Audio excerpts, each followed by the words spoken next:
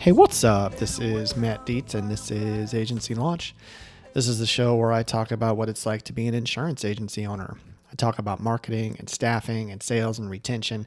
And if you can do those four things really well, you'll be successful, but it's not easy. To give you a little help, I'm going to ask you to do me a favor and send me a text. Text me the word free to the number 208 213 8809, and I will give you a free resource of resources that I've curated from leaders in my space.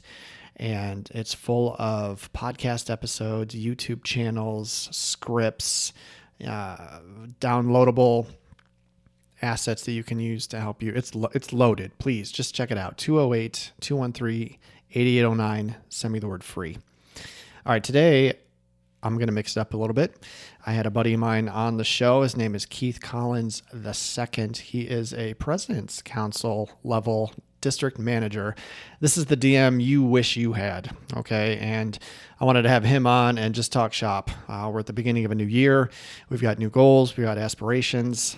This job is tough. I'm just trying to get people in front of you that's going to help your job be a little bit easier, help you with some shortcuts. Keith knows what he's doing. He comes from a pedigree and has been trained by people who are some of the best in the business. And so it was awesome to have him on and talk shop. So let's stop listening to me and let's get into the conversation I had with Keith. This is a good one. Pay attention.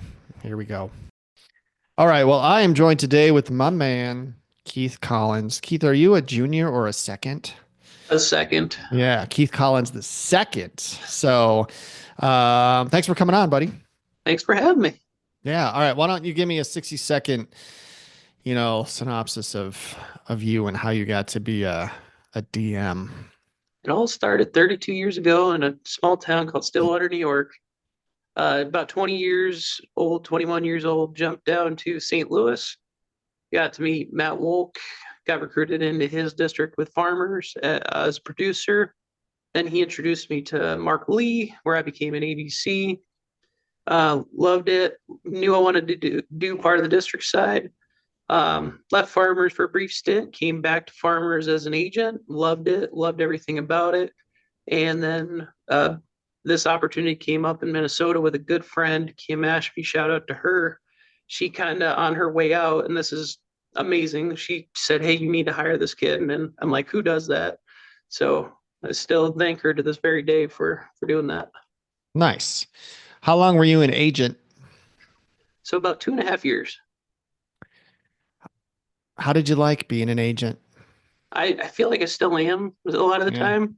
Probably good or bad, but it's just everything that the opportunity allowed me to do, have the freedom. Like I definitely took advantage of that because I owned another business during that time, a podcasting one. And then at that same time, I was able to network, do all those things, and really get to enjoy all St. Louis that it had to offer. Great. What made you make I know that someone recommended you for the job, but what made you make the jump? I mean, they're different jobs, right? And they're different paths. And, some people I would never take that path, and you jumped on it. And so I'm curious on what that decision, what the process was like for you to make that decision to go the DM route. Yeah, and I think I'd break it down into three parts, right? The first part's probably the influence, right? I've been around two tremendously good district managers in Matt Wolk and Mark Lee, two of the best human beings that know how to treat people, that know how to get results, and at the same time not sacrifice one for the other. So seeing that and getting to be around that'll make anybody want to be a DM. Next piece I would say is as an agent, I was very involved with helping other agents, and I always loved the networking, getting to talk to other agents, getting to know how they're doing it. And so putting up an infrastructure, because I find in our industry, it's a lot of here's a business in a box without the box, right? It's just right. Here's all the parts. Like, I hope you're able to figure it out.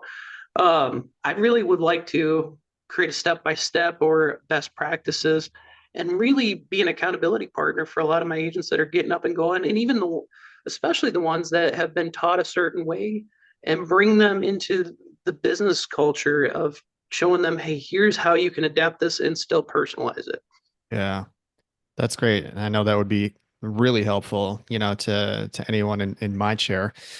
What did you learn from this is probably a broad question, but try and give me your, maybe your top two or three that you have taken with you. But what have you learned from those two gentlemen that had worked with, Matt Wolk and was it Lee? Hmm. Yeah. What was it that you were like, or what did you take from them? You're like, I have to take w- this part of them with me because it was so important, to my development. What did you bring with that they taught you? Yeah, pick one from each of them. So Matt Wolk and shout out to Mike Vandermeulen. Both those guys expect the world, right? And I love that because I think when I first got into insurance, I didn't expect much out of myself. I didn't think, well, selling a policy a week was great. And if I sold a household or two a week, gravy on top, right? Where it's like, no, no, no, this is what we expect. This is the norm and having standards for yourself. So they were really instrumental both in changing my mindset around that and really getting into sky's the limit, right? Don't let others tell you, hey, this is the ceiling because there really isn't a ceiling. You got to figure out how to do it. And then I'd say from Mark, Mark is probably the best leader of people I've ever seen that's not talked about in the sense that anybody you ever talked to that's worked for Mark or worked in a capacity with Mark wants to run through a wall for Mark, right? Because he's just that good a person. For some people, he's like a dad, others like a brother. When it comes down to it, he treats people right. He'll never broadcast it, right? There's so many good things I could tell you he's done that he'd probably hate me mentioning on this type of forum. I'll make sure But he gets a copy of this. oh, please do, because he's done so many good things for so many people. And behind closed doors, one of the things I've learned too is the most important conversations happen when you're not there. And I can tell you, any closed door I've ever been, when Mark Lee's name comes up, it's like, yeah, love that guy. That's great. Well, I know that you've taken both of those attributes and you've made them your own, and I know it's helped you be very successful in what you do. I do think the high expectations part is really important in a lot of different ways. And we talk about, we're going to probably touch on this when we talk about staffing for us, having expectations for our team. Because I went through a scenario when I first was hired. My DM told me all these numbers were arbitrary. All these numbers are arbitrary to new agents because they have no idea what 30,000 a premium is or 50,000 a premium or what it takes to write 20 or 30 or 40 policy. We have no idea what that means. So the first, DM's like, hey, Matt, in order for you to be successful, this was back in 04, 05. He's like, you need to learn how to write 20 policies a month by yourself in like these first 6 months. And that way we'll know you'll be able to know how to prospect and close and all that stuff. But that's your first benchmark. And I'm someone who will hit a goal if you give it to me. I just am wired that way. I have this need to prove things to people that I don't know. That's just, I won't get into the psychology of all of that, but numbers are important to me. I always wonder though, like I was able to hit 20, but I always wonder, Keith, like, what if he told me 30?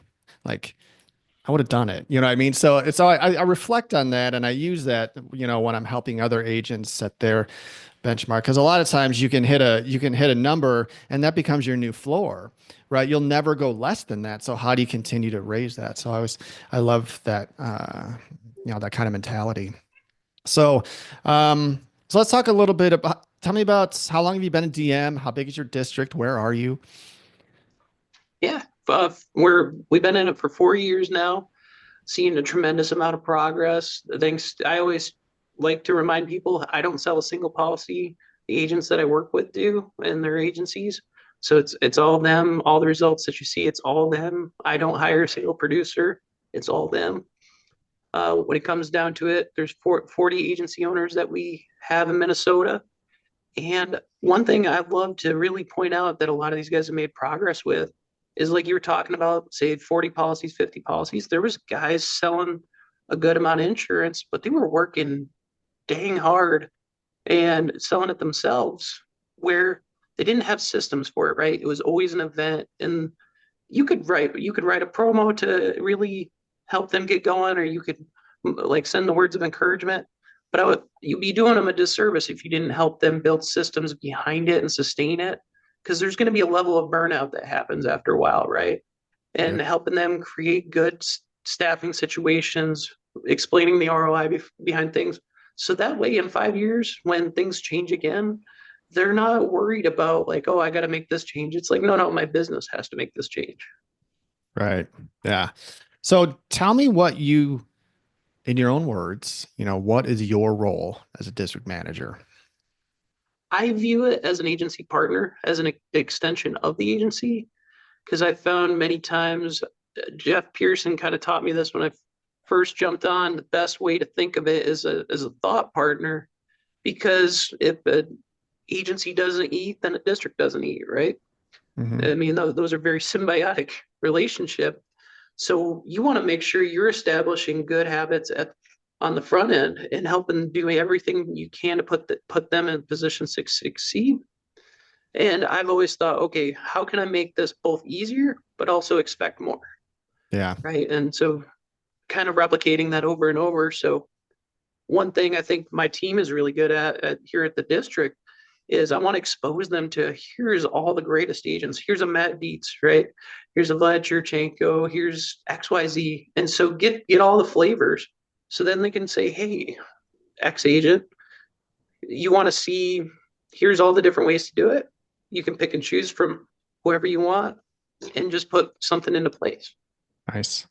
Yeah. Let's say there absolutely is no one way to run an agency. I mean, there are people running with 30 employees and there are people with two. Yeah, and like they're both running that. I think how an agent defines success is important, and I think that's a conversation that they need to have with themselves. They need to have it with their spouse. They need to have it with their team, and it can be wildly different, and I think you kind of need to build from there, because yeah, success for one person could be very different than someone else's, but there isn't necessarily a right or wrong, right? So, 100%. when you came in as a DM 4 years ago and you absorbed a district of, 3 dozen agents or whatever you had at the time, what did you do to try and either continue the culture if it was good, or add to it if it needed it, or rebuild it if it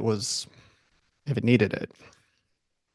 That's a great question. There's a lot of parts to that. I'd say the great part of this district is very collaborative, right? I see in some places people get in their silos and they hunker down if they have a good idea. They think, oh, that idea is limited to just them, unless if it gets out to the rest, then it's not going to work.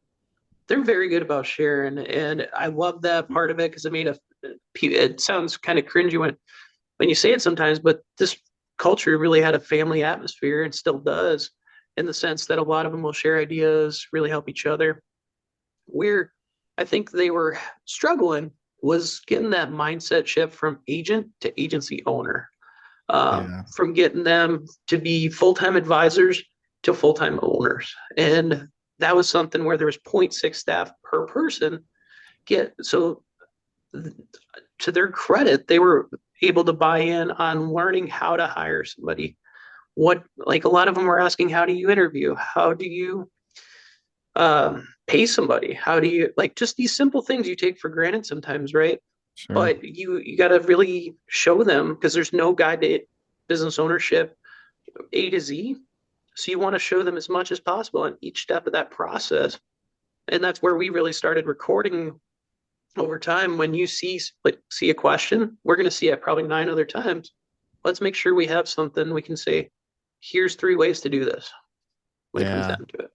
yeah, that's great. I think that if you can have that kind of collaboration in a district, I know that it's invaluable. Not all districts are like that. Some people like to stay out of everybody's lane, do their own thing, just leave me alone. But yeah, if you can have a group of agents there where there are leaders and they're getting around and they're collaborating and they're helping each other out, I think it's so healthy. I think there's plenty of business to go around for all of us, right? And and I know that there can be this mentality with agents where they see each other as competition. I never ever really felt that. And I think I was lucky to, you know, befriend or have some mentors within the company that had that sharing mentality.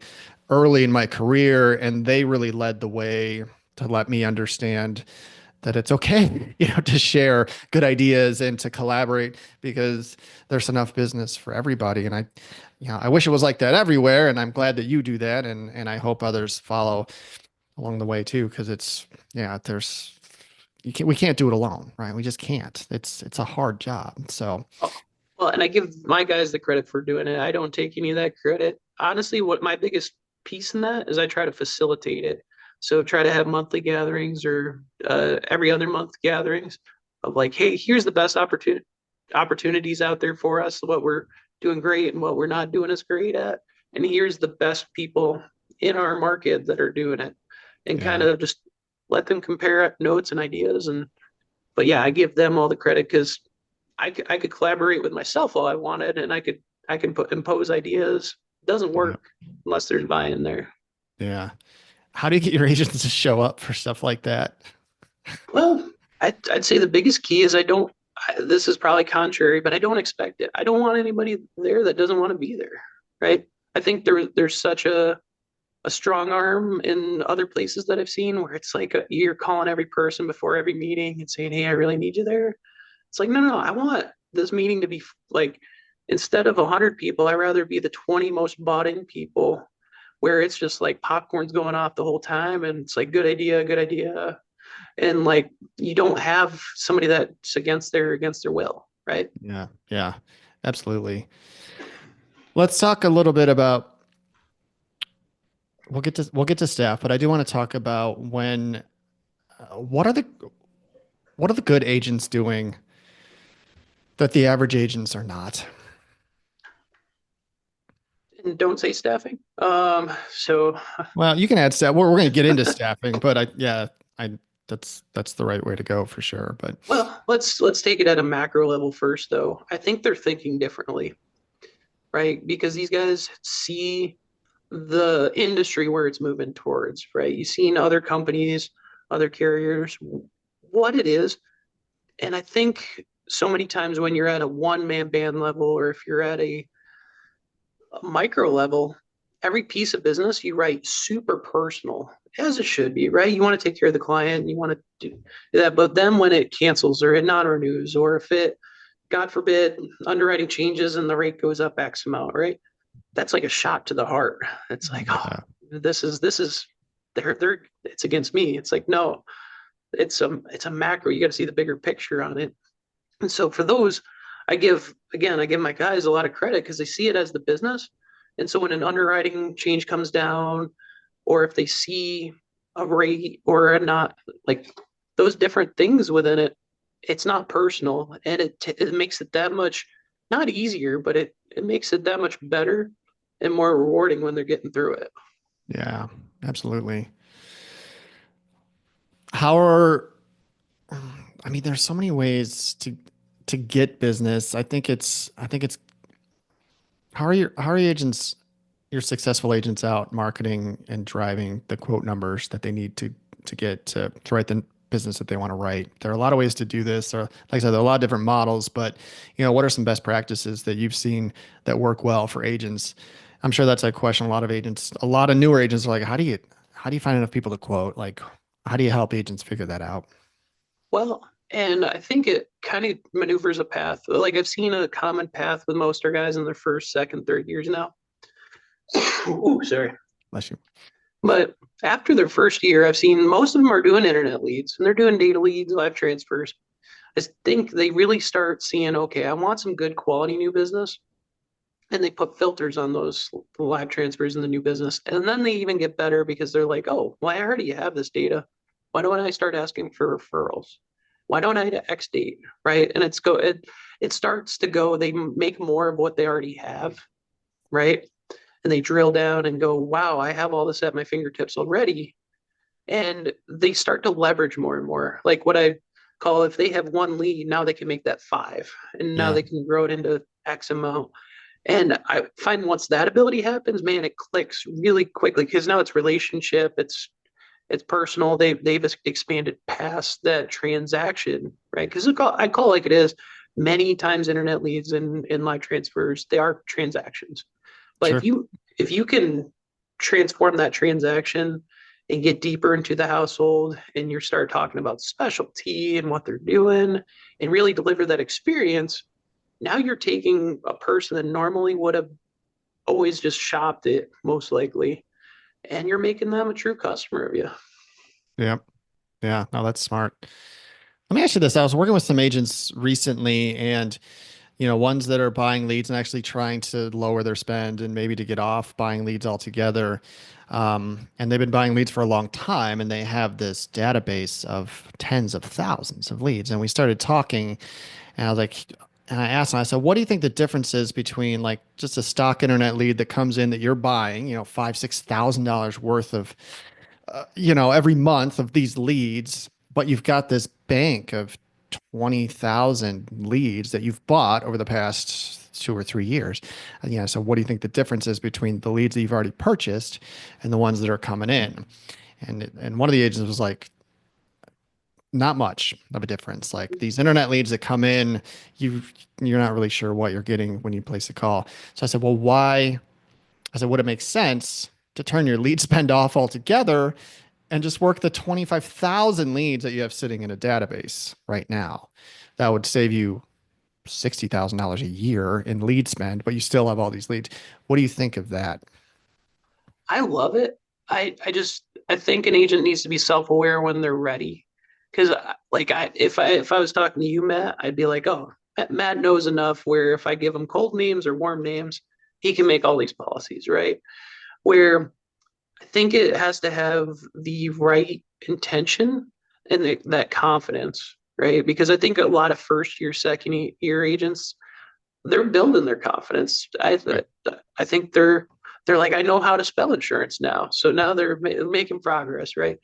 So Yeah. when it comes down to they have the confidence and they're able to have those conversations. I think that's the more important piece here is whether it's leads, whether it's just going up to talk to somebody at the fair, whether it's like I prefer belly to belly 9 times out of 10 because you get to talk to somebody, see their mannerisms, all that. It's way, way better. It's just you have to have that confidence to have that conversation.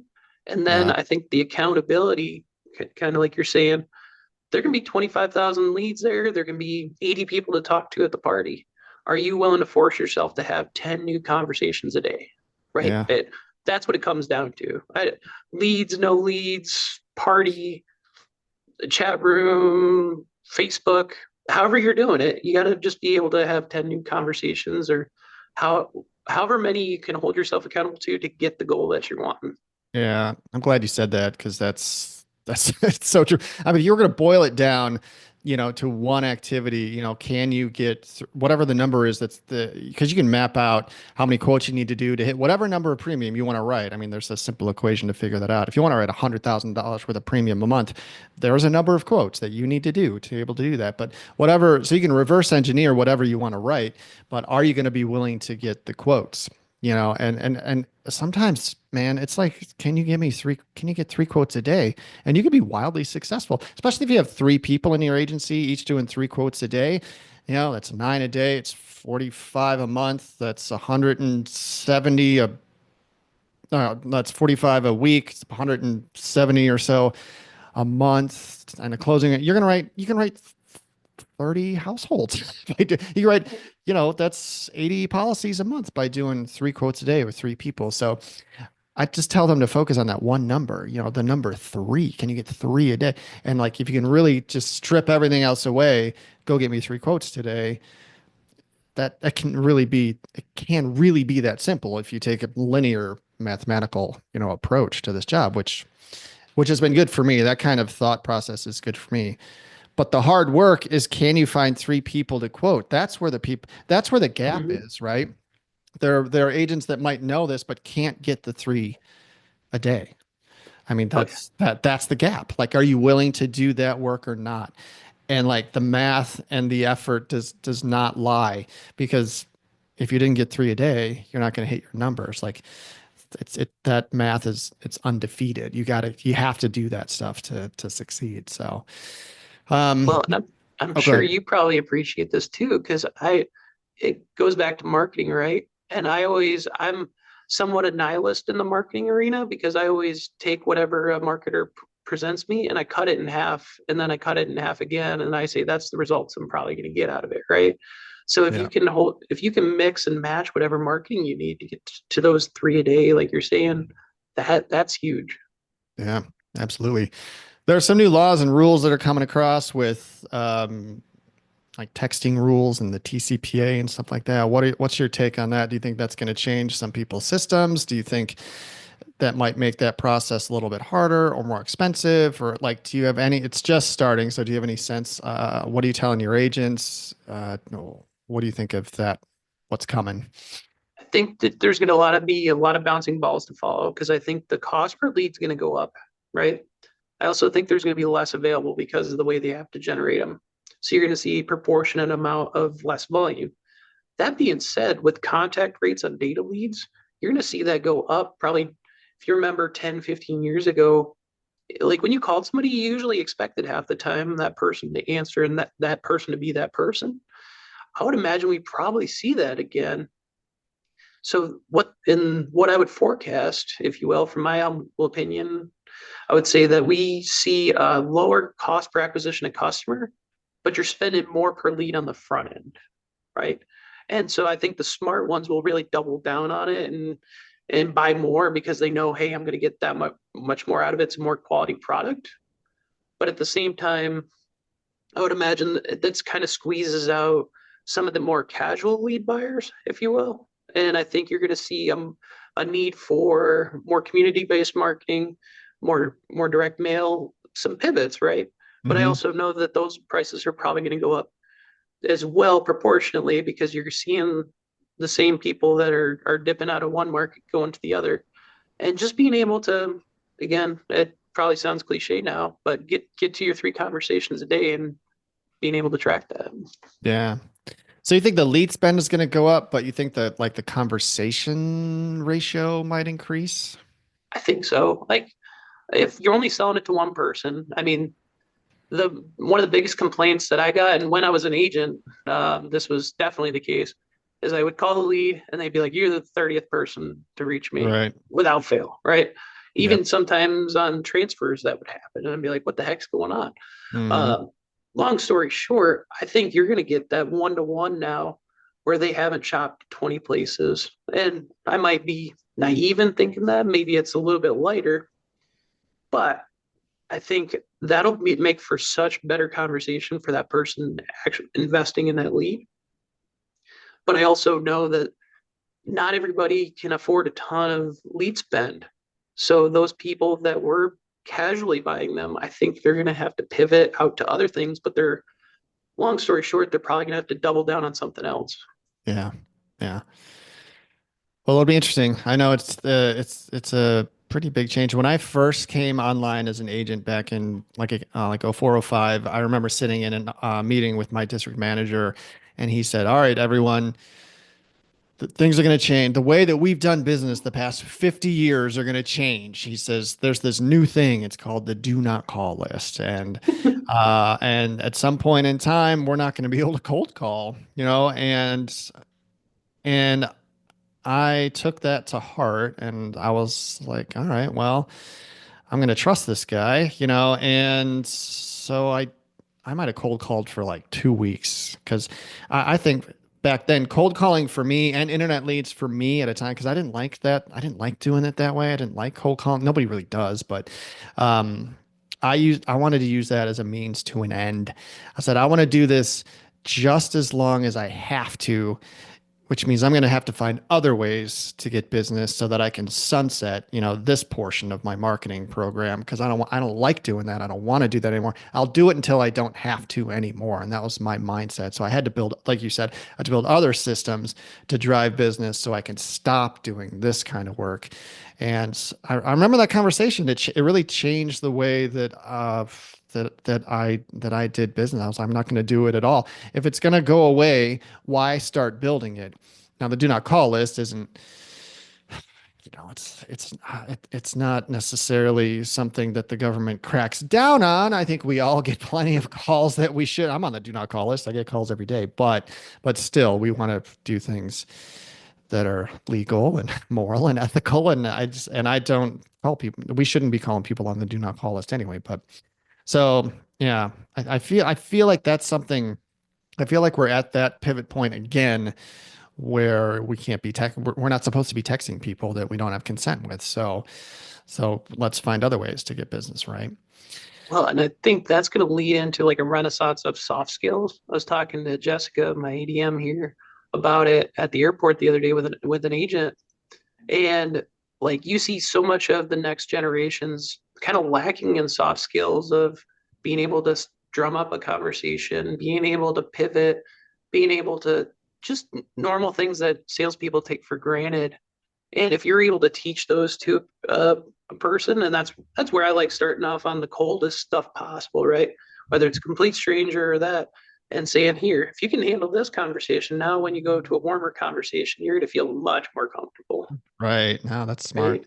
So I Yeah. think we're about to see people gain those skills again of being able to talk to another person. Ironically enough, it's coming back.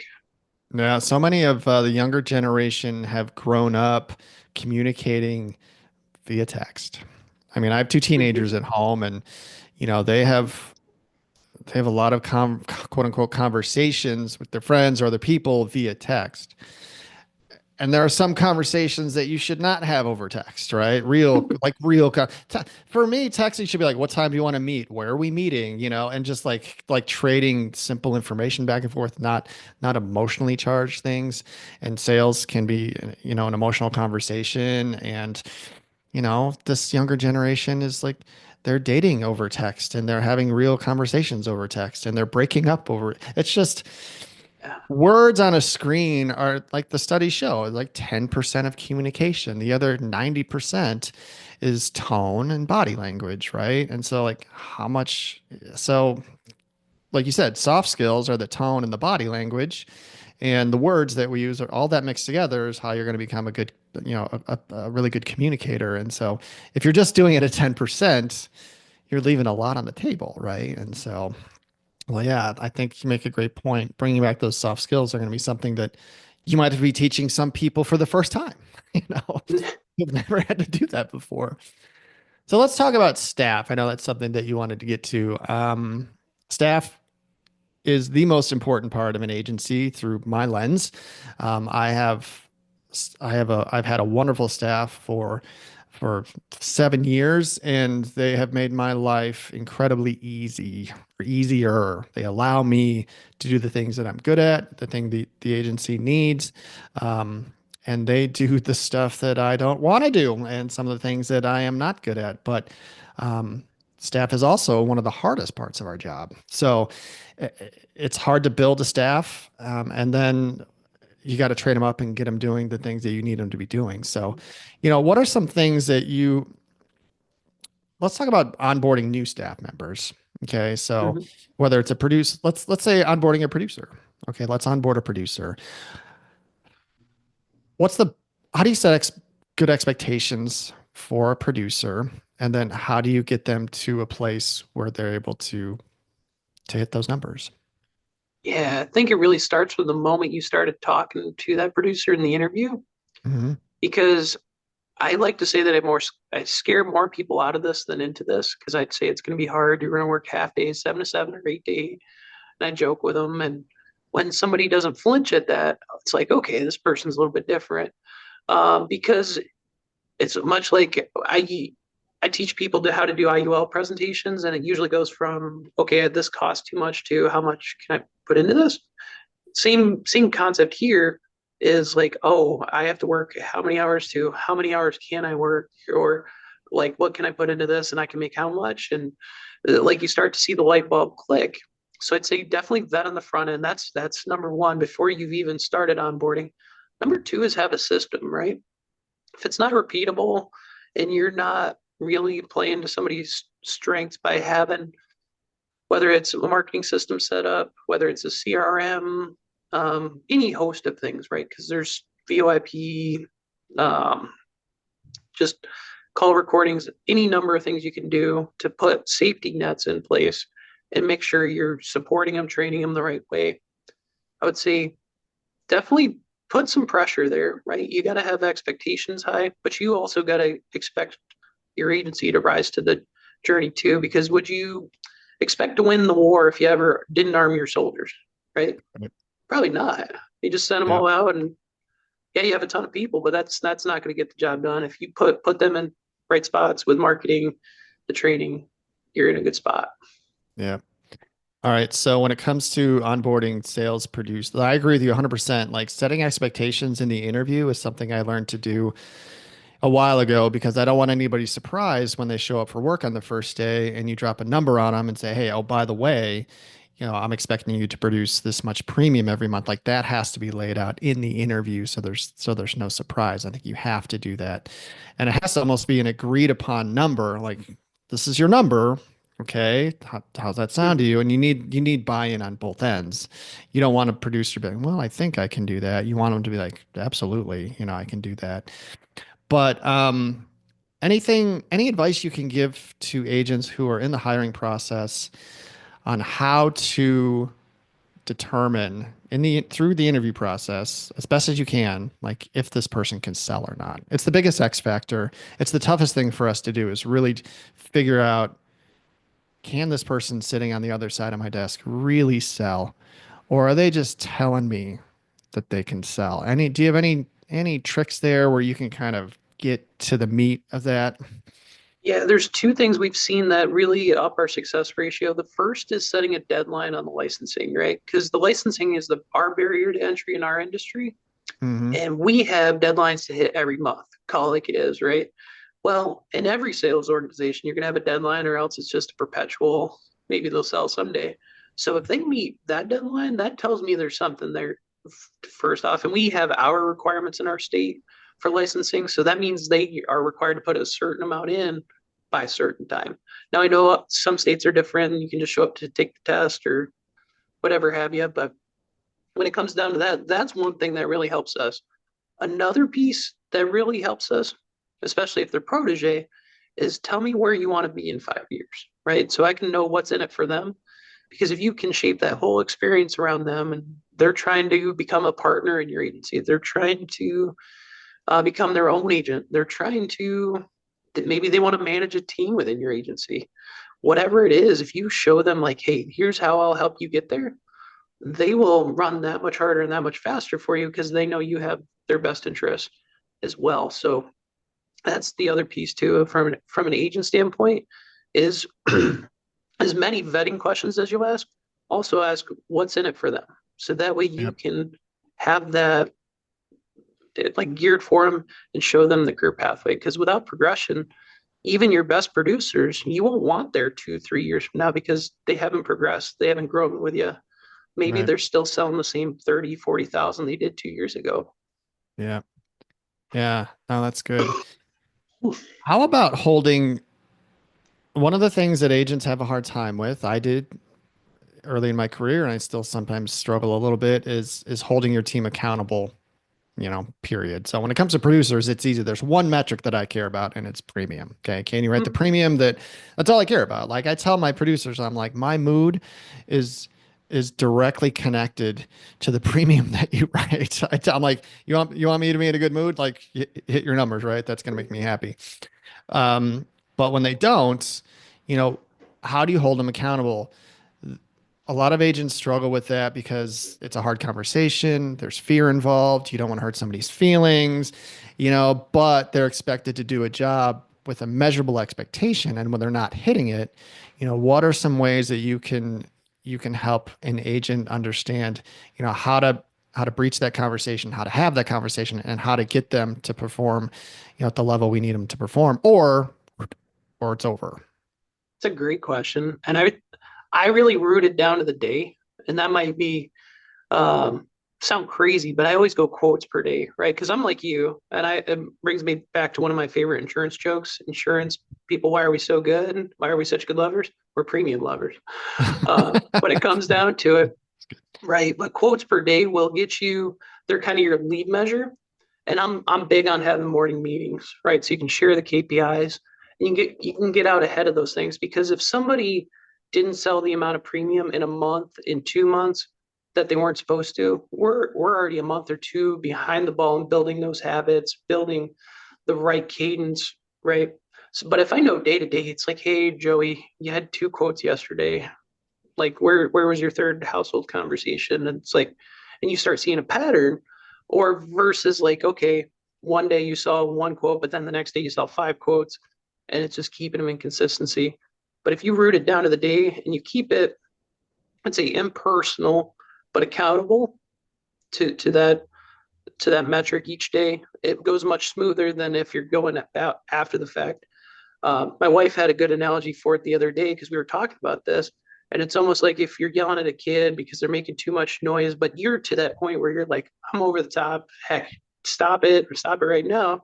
Well, you could have told them before when you first heard the iPad or what tablet, whatever it is. It's like, hey, can you turn that down? But you've let it kind of fester, right? Yeah. That's where I tell people get out ahead of it, get to the quotes per day. And if you want to go one step further and see, okay, I'm not seeing the quotes per day there. Maybe it's dials, maybe it's walk and talks, however you want to track it, right? That Yep. that activity to get to those new conversations. Yeah, no, that's great. If they're not hitting a premium number, that's the first thing we look at. If generally, if you're not hitting your premium number, it's because you're not doing enough quotes. And you're not Right. doing enough quotes because of what? Then you look at the activity. Is it dials? Is it asks? Is it emails? Whatever it is, what are the actual activities that are not happening? Because I tell my producers too, I'm like, you got 8 hours in a day. Like, you got to get me three quotes in 8 hours. If you don't, I'm going to ask you what you did for 8 hours, yesterday. Um, the other thing too, I like to do is at the end of the week. I love the morning huddles. I think it's crucial. If you do that every day, you want to build a repeatable habit. You want people to show up every morning and be like, I'm going to have to report my number from yesterday. So there is an expectation that you got to show up and be like, all right, here were my three quotes. And so they know that that's something that they're going to have to report every day. I kind of take that to the end of the week and I'm like, at the end of the week on Friday, I want you to either email or print out or whatever on my desk the 15 quotes that you did this week. I want to see them all written down because a good producer is not going to want to turn in a sheet that has five quotes on it because they know that's like turning in your homework, right? So what kind of conversation do you want to have on Monday? Why did you give me five last, like, what did you do last week? So, yeah, having these goals talked about daily, having them posted maybe on whiteboards around the office, I think is Mm. good. I encourage my producers to have their screensaver on their phone or their computer, like just the number three. I want them to, three is the quote number that I generally standardize my team to get. I want them to go to bed thinking about the number three and waking up thinking about the number. I want it everywhere. So all of those things I think can be important. Um, what about CSRs? What's their like? What do you see their role in the agency? How can you squeeze the most, out of a CSR? Uh, That's an interesting question. Uh, what I would say is the CSR role is probably going to change in the next couple of years. I would imagine your service only type person. I think so many of the good agency owners throughout farmers, all states, they farm. From what I've seen, I don't know that they have a true service only person, but they have somebody that is what they call like inside sales. I've heard it called CSSR, Al Candos old model. Um, any number of ways you can convert that where they're kind of the gatekeeper, right? The underwriting person that prevents nightmares from happening. That's a big thing. I'd say another piece is cross selling and being accountable for that. I mean, as well as keeping, but I think the antiquated, where most people, when they think of a CSR, they might think of a secretary type. I think that dinosaurs get put to bed in the new inside sales, CSSR, whatever you want to call it, is really on the rise.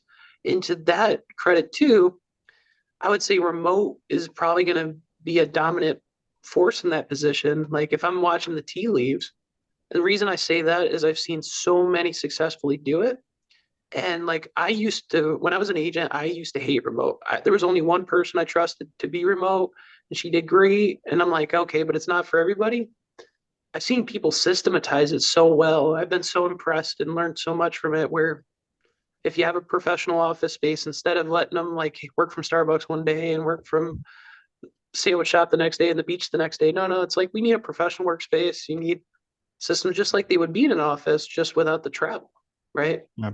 So that's where Yeah. I'd say that I would watch if I was like a betting person, which kind of am. I would watch that tea leaf on the CSSR role, the inbound. I think most of that's going to go remote too, and I think that'll help a lot of agencies. Yeah.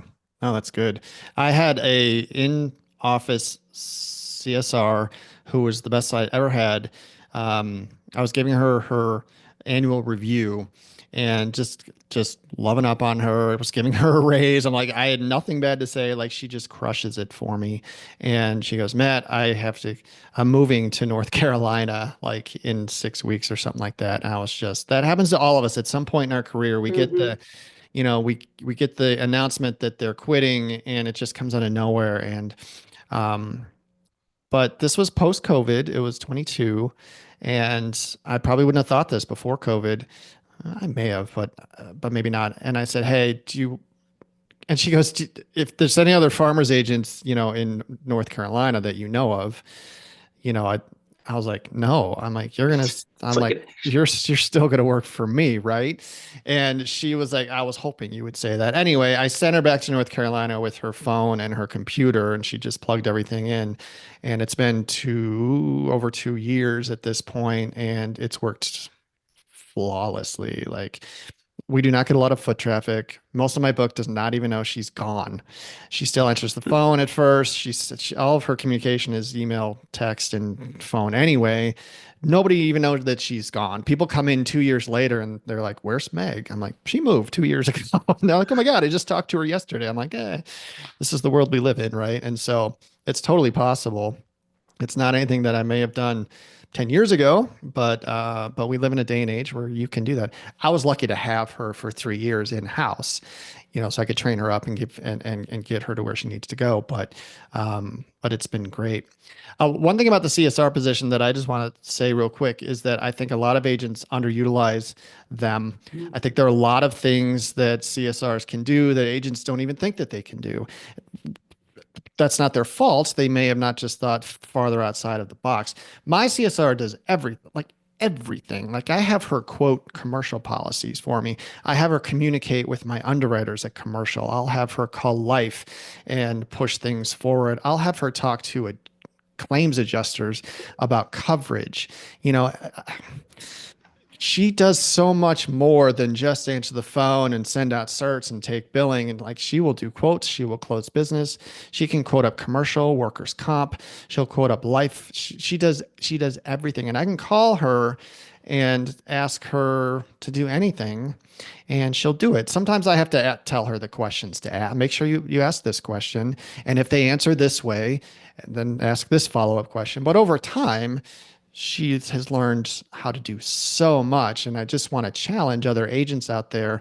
Any of the work that they are doing, following up, underwriting, communicating with adjusters, communicating with underwriters, that is something that you can delegate away. And you can have somebody just gathering information for the agent, for the agent to do the job. So I delegate so much to Meg, and she does it. She does it beautifully. She does it professionally. She's never complained. She can do so much. And I just challenge other agents to start thinking. I think agents are afraid to overload their team. I yes. also think the right team members appreciate taking on new tasks because it gives them value and it gives them worth. We don't want to burn them out, but we want to make them feel like a formal, important part of the machine. And I think I've done it. I know there's a way to do it.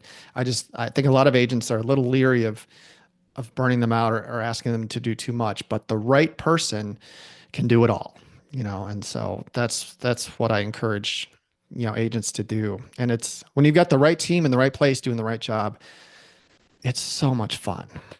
Well, that's such a good point, man. Because like I see so many agents not like from when you and I came in the business 10, 15. I know you're even a little bit longer in the tooth, but most people came in one man band, right? And they did it all themselves. They were so used to that. So it's so hard for them to let go of things because I've seen something as simple as an ID card, and it's like this person said they had to talk to me. I'm like, no, no, no, no. Like you're not. I think the one thing you just illustrated more than anything is like empowering your staff. Like if you could use even a different word, you're empowering your staff. You're Yeah. giving them new abilities, more value to your agency. That's huge. Yeah.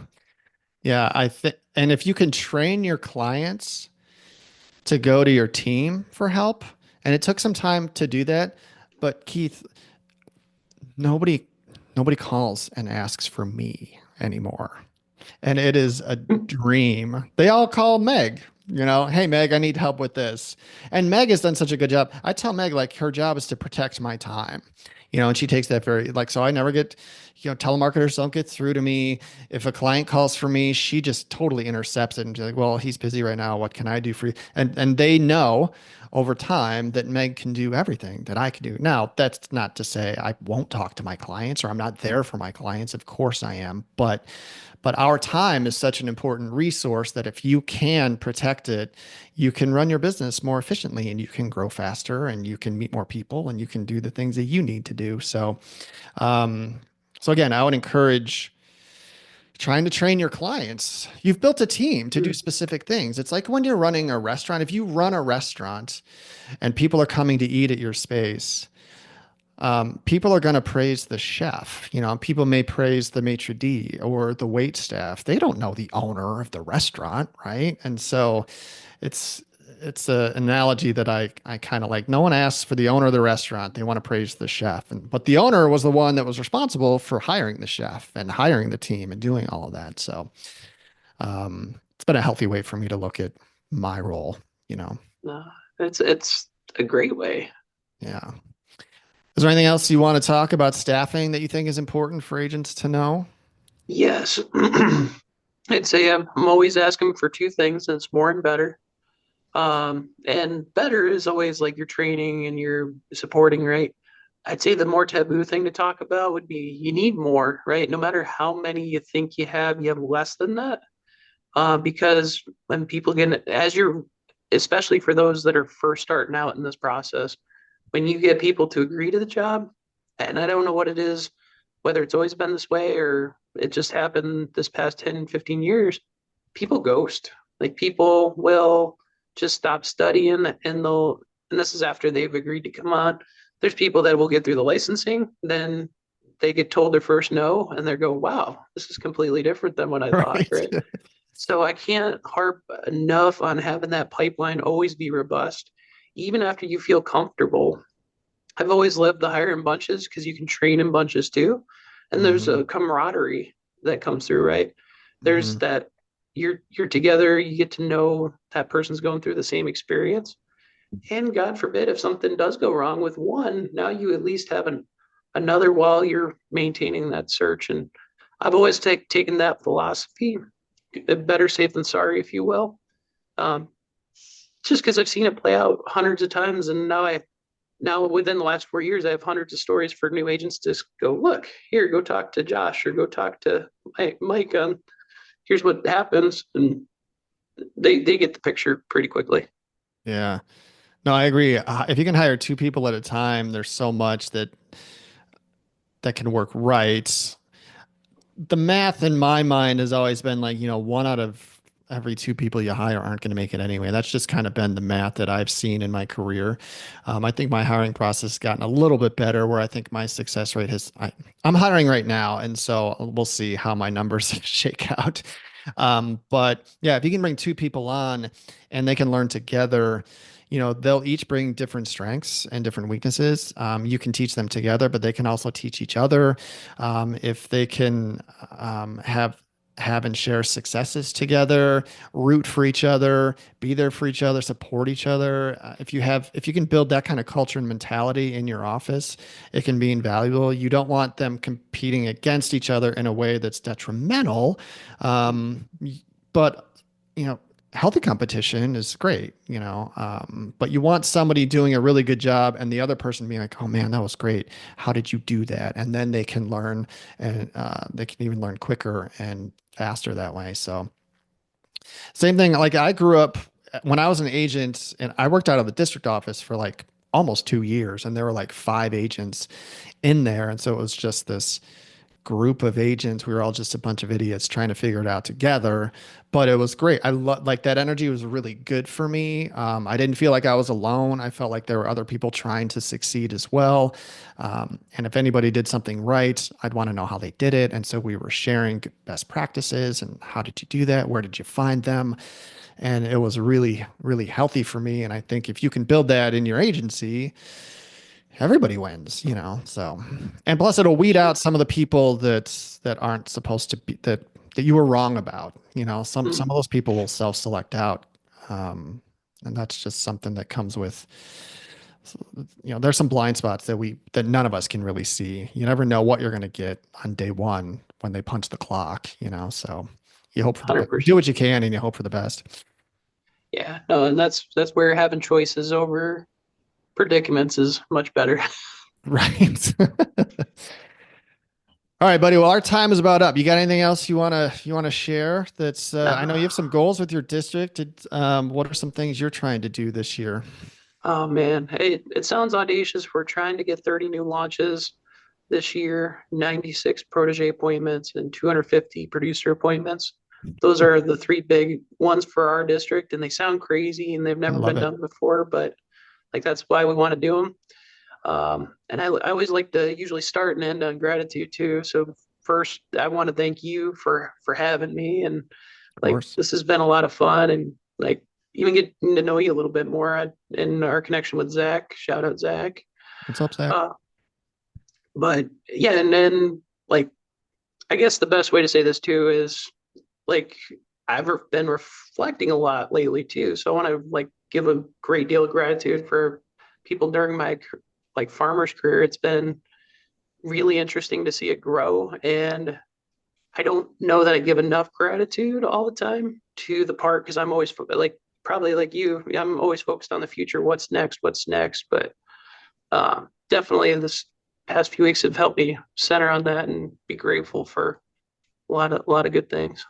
Yeah. Well, Keith, you're one of the good ones, man, and your agents are lucky to have you. And anyone that's going to come on and join your team is going to be lucky to have. Like you're the DM that like we all want to have, and so, Jeez, I so appreciate just keep doing what you're doing. Keep taking care of your agents. I know you put them first. That's really important to them. The DM agent relationship can be interesting, but if they feel the support and they feel that you're a valued resource for them, like I know you win and they win. Culture's really hard to build too at that kind of scale and that kind of level. You have a pedigree where you came from some districts that have generational, culture, which is amazing. Shout out to the Wolks. They're incredible, right? it. And they've set a model that I think everybody should learn. And you're a product of that, which is outstanding. So, yeah, I'm all about sharing and learning and teaching and having people on like you that can help. I'll do all day long. So I appreciate you coming on and sharing your expertise and I know that there's some good stuff that we talked about today that will help a few people, and that's the best we can do. So Well, and I'll put one last reminder for those guys because I know we have a bunch of new district managers coming on the East Coast. We have new agents coming on every day. And I would just remind them it's not going to be easy, right? It's like this is probably not probably this is going to be the hardest thing you ever do by far, and it's going to be worth it. And not everything's going to be linear either, right? Because I look at I wish I could just say it was a straight upward line of growth and excitement. There's going to be a lot of things that you don't want to happen that will just upset you. But I would say focus on the gain, not the gap, and it'll serve you very well. yeah, I agree. All right, man. Thank you so much for your time. Let's have a good week. Let's have a Likewise, good year, and we'll get after it. I appreciate you. All right, buddy. Uh, I told you Keith was going to bring it. Thank you, Keith, for coming on and sharing all of that. This is going to be just good content for years to come. So thank you so much for the conversation. I love talking shop, and I know there are agents out there and district managers that are going to benefit from this conversation. So thanks again. My name is Matt. This is Agency Launch. You can find me all over the place. I'm on Instagram and I'm on Threads at Dietz Agency. You can check out my blog at dietzagency.com. Don't forget to send me a text, 208 213-8809 and send me the word free, and I'm going to hook you up with a ton of cool stuff. And there you go. Thank you guys. Thank you so much for listening. Keep up the good work.